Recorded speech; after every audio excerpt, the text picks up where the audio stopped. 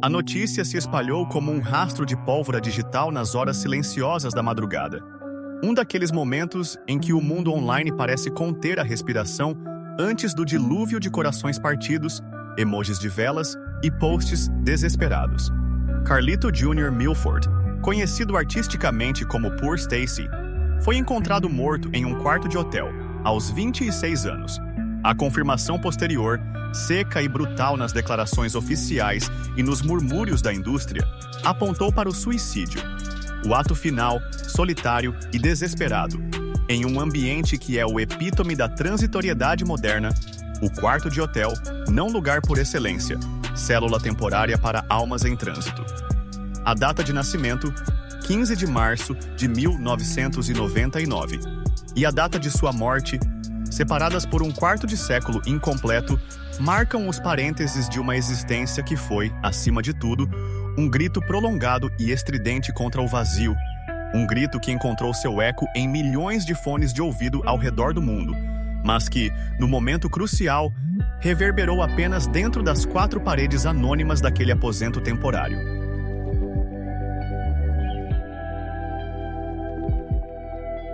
Para compreender a magnitude dessa perda e a profunda ferida que ela representa no tecido da cultura jovem contemporânea, é necessário fazer muito mais do que narrar uma biografia ou dissecar um estilo musical. É preciso mergulhar no universo estético e emocional que Poor Stacy, Carlito Milford, habitou e ajudou a definir. O mundo do emo rap e do alternative trap, um espaço sonoro onde a angústia da geração Z encontrou sua trilha sonora distorcida. Uma fusão visceral de batidas pesadas de trap, com a melodia agressiva do pop e punk dos anos 2000 e a crueza confessional do emo. Poor Stacy não foi apenas um participante dessa cena. Ele foi um dos seus arquitetos mais fervorosos, um dos que empurraram os limites da fusão em direção ao rock mais puro e à agressão mais desesperada. Sua morte, portanto, não é um evento isolado, mas o capítulo mais recente e não menos devastador em uma narrativa sombria que já incluiu nomes como Lil Peep, overdose aos 21, Temptation, assassinato aos 20, e Juice WRLD, overdose aos 21. A idade, sempre próxima dos 20 e poucos anos, se tornou uma maldição estatística, um clube sinistro de talentos consumidos pela própria intensidade de suas vidas e pela incapacidade dos sistemas que os rodeiam, familiar, social, industrial, de oferecer um porto seguro, em meio à tempestade que eles próprios catalisavam e da qual eram, ao mesmo tempo, vítimas e protagonistas. Carlito Jr. Milford nasceu em pleno final dos anos 90, um ser liminar entre dois milênios. Sua infância e adolescência foram moldadas pela dialética entre o mundo analógico em seus estertores finais e o mundo digital em sua explosão definitiva.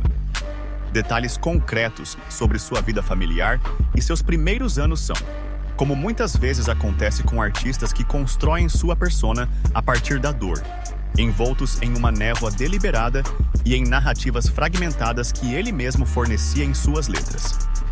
O que se sabe, o que transborda de cada compasso de sua música, é a sensação de deslocamento, de não pertencimento, de uma raiva profunda e de uma tristeza ainda mais funda que pareciam ser os alicerces de sua psique.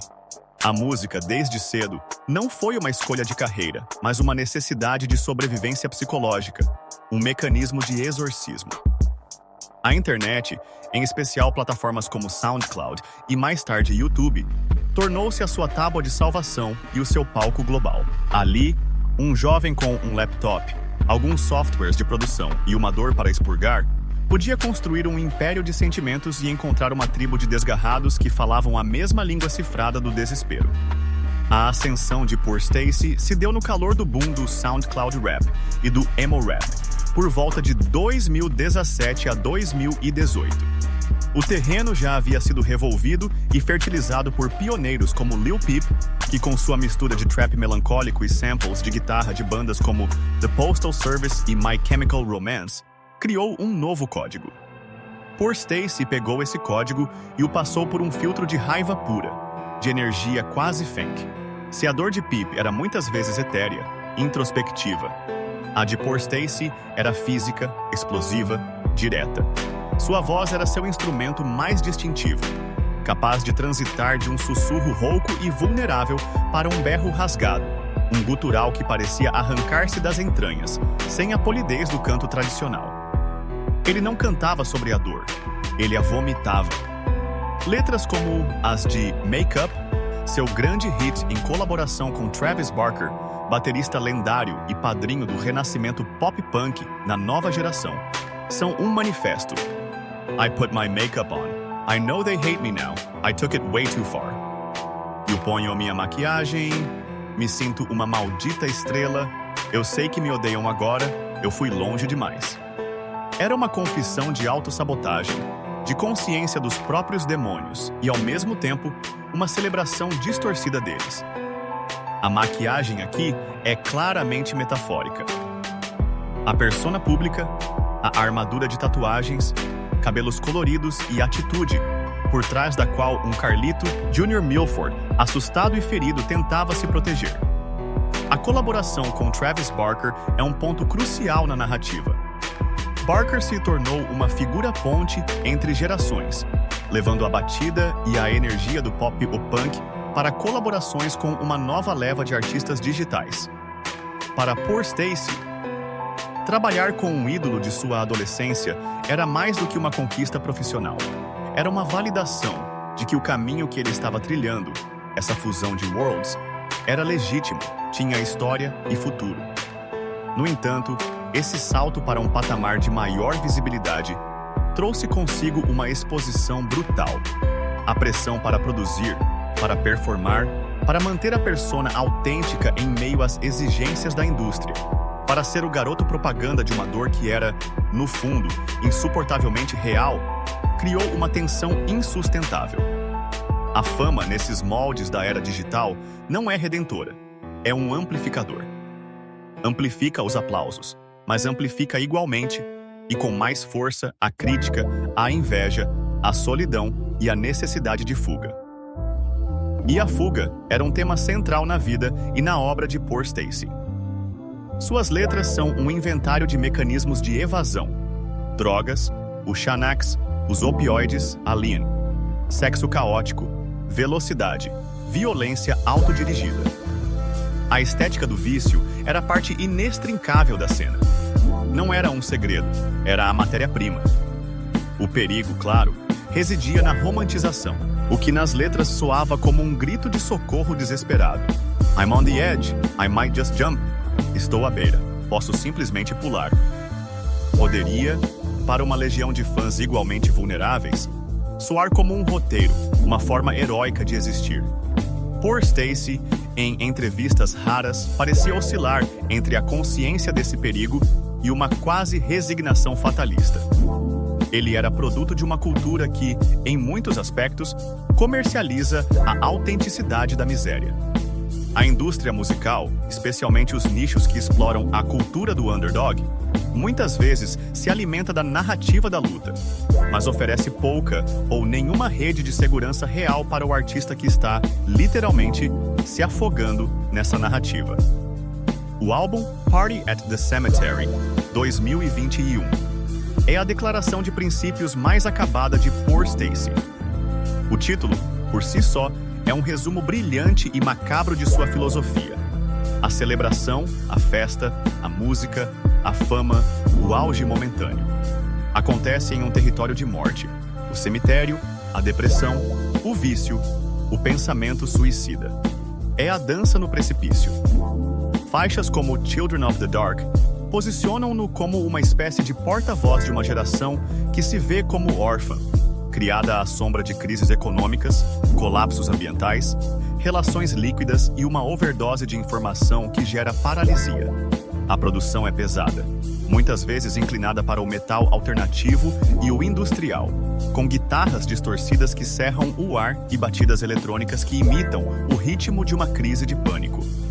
Não era música para relaxar, era música para se identificar, para sentir que alguém, em algum lugar, estava sentindo a mesma coisa, com a mesma intensidade devastadora. E é aqui que chegamos ao cerne da questão: a conexão visceral com seus fãs. Por Stacy, Carlito Milford não era um ídolo distante, ele era um par. Sua imagem, magro, intensamente tatuado com cortes de cabelo e cores que mudavam constantemente, vestindo camisetas de bandas de nu metal como Slipknot ou Korn. Era a imagem de milhares de jovens em shows e em posts do TikTok. Ele falava a linguagem dos fóruns online, dos memes depressivos, da ironia como escudo contra a dor.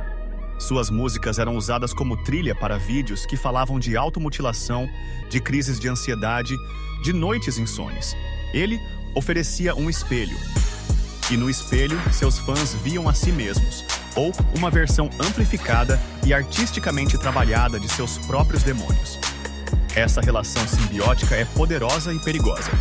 Por um lado, cria uma comunidade, um senso de pertencimento para os desgarrados.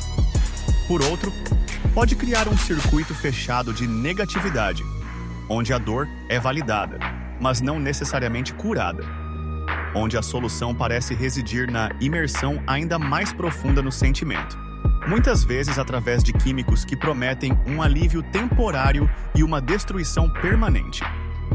A vida em turnê, um ciclo eterno de ônibus, aviões, hotéis impessoais e performances que exigem a drenagem total de energia emocional, é um ambiente notoriamente tóxico para a saúde mental. A solidão em meio à multidão é um clichê porque é verdade. Para alguém com tendências depressivas e uma relação complicada com a autoimagem e com substâncias, a estrada é uma máquina de moer almas. O quarto de hotel, aquele cenário final da tragédia de Carlito, é o símbolo máximo disso. É um espaço que não te pertence, que não carrega memórias pessoais, que é ao mesmo tempo refúgio e prisão. Nele, você está completamente só, longe do barulho dos fãs e da equipe, e é justamente nesse silêncio que os demônios internos ganham volume insuportável. É fácil imaginar, e sua música praticamente descreve, a cena. A exaustão pós-show, a queda brusca da adrenalina, a insônia, os pensamentos intrusivos que na quietude do quarto se tornam onipotentes. A música Hotel, inclusive, é um relato quase profético desse estado. O sentimento de ser um fantasma transitando por corredores infinitos. A desconexão. O vazio que nenhum room service pode preencher. A causa da morte, o suicídio, impõe uma camada ainda mais complexa e dolorosa à análise. Não foi uma overdose acidental, um acidente de trabalho na indústria do vício, como em tantos outros casos. Foi um ato deliberado, premeditado. Ou não. De autoaniquilação. Isso fala de um nível de desespero que vai além da busca por fuga ou por prazer químico. Fala de um desejo de cessar, de parar a dor de uma vez por todas. Coloca uma responsabilidade enorme sobre todos nós, enquanto sociedade e enquanto consumidores de cultura. Até que ponto nós, o público, glorificamos a luta, mas falhamos em ouvir o grito de socorro que a antecede? Até que ponto a indústria cultiva a imagem do artista problemático, porque vende, porque é autêntica, enquanto negligencia o dever de cuidado? Quantas vezes frases como "ele estava numa fase difícil, mas estava criando o seu melhor trabalho", servem para mascarar a urgência de uma intervenção psiquiátrica? A reação à sua morte foi um tsunami digital de luto e de desespero compartilhado. As redes sociais se transformaram em um memorial público. Fãs postavam trechos de letras que, de repente, soavam como cartas de despedida. Colegas artistas, de Travis Barker a figuras menos conhecidas da cena alternativa, expressaram choque e tristeza. Muitos destacaram sua gentileza pessoal por trás da fachada agressiva, seu talento bruto, seu potencial inexplorado. A dor era genuína, mas também havia misturada a ela uma raiva surda. Raiva contra um sistema que consome jovens talentos e os descarta. Raiva contra a epidemia de saúde mental que assola sua geração. Raiva contra a sensação de impotência de que isso já havia acontecido antes e provavelmente acontecerá novamente. O legado de Carlito Jr. Milford, o Poor Stacy, é paradoxal e profundamente marcante. Artisticamente, ele deixa um corpo de trabalho relativamente compacto. Um álbum, alguns EPs, singles, mas de uma intensidade rara. Ele foi um dos principais agentes na fusão definitiva entre o rock agressivo dos anos 2000 e o trap contemporâneo, ajudando a pavimentar o caminho para o que hoje se chama de hyperpop, pesado ou rage rap. Sua voz, sua atitude performática, sua estética são referências claras para uma nova leva de artistas. Culturalmente, seu legado é ainda mais profundo. Ele foi um dos cronistas mais fiéis do mal-estar da geração Z. Capturou a sensação de ser um estrangeiro no mundo, a atração pela autodestruição como forma de controle, a busca por identidade em meio ao caos da internet, a medicalização e a quimificação das emoções. Sua música é um documento histórico de uma época de ansiedade generalizada. No entanto, o legado mais pungente é o da sua morte. O fato de ter escolhido um quarto de hotel, a cela temporária do artista itinerante, como palco para seu ato final, é uma imagem que ficará gravada. É um lembrete brutal e íntimo de que por trás dos holofotes, dos streams milionários, dos gritos das plateias, existe um ser humano frágil. Um jovem chamado Carlito, nascido em março de 1999, que carregava um fardo que a fama não aliviou, mas possivelmente agravou. Sua morte exige uma reflexão crítica sobre como nós, como sociedade, lidamos com a dor dos nossos artistas e dos nossos jovens. Exige que questionemos a romantização do sofrimento na arte. Exige que a indústria do entretenimento desenvolva mecanismos de apoio à saúde mental que sejam tão robustos quanto suas máquinas de marketing. Exige que nós, ouvintes, aprendamos a diferenciar entre nos solidarizar com a dor de alguém e fetichizá-la. Poor Stacy gritou por anos, através de seus fones, em seus vídeos, em seus versos. Gritou sobre querer morrer, sobre não aguentar, sobre estar perdido. Muitos ouviram aquele grito e se sentiram menos sozinhos. Mas no final, na solidão abissal daquele quarto de hotel, o grito se voltou para dentro e foi abafado pelo silêncio. A tragédia de Carlito Jr. Milford não está apenas na sua partida prematura, mas no fato de que seu grito artístico, tão alto e público, não foi suficiente para vencer o silêncio privado e devastador que o consumiu. Sua vida e sua morte são um testemunho cortante das contradições da fama na era digital, da epidemia silenciosa de doenças mentais entre os jovens e do preço exorbitante que algumas almas sensíveis pagam para dar voz ao sofrimento de uma geração inteira. Ele agora faz parte do panteão sombrio dos artistas malditos do século XXI, e sua música, agora tingida pela melancolia do que poderia ter sido, permanece como um monumento digital a uma dor que, esperamos, possa um dia encontrar mais portas de saída do que becos sem saída.